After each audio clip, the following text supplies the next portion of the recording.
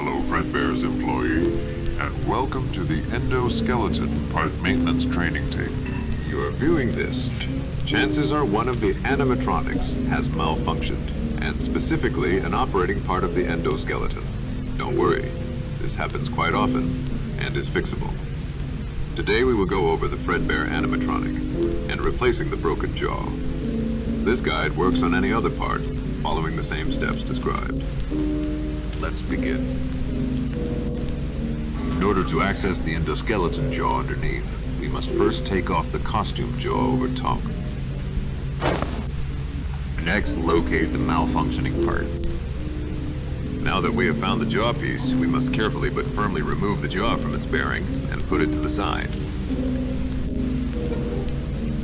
With the jaw being removed, take the replacement part and reverse the process until the jaw cannot rotate anymore under light pressure.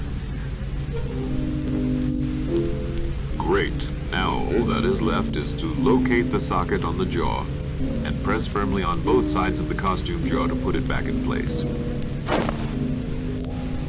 All done.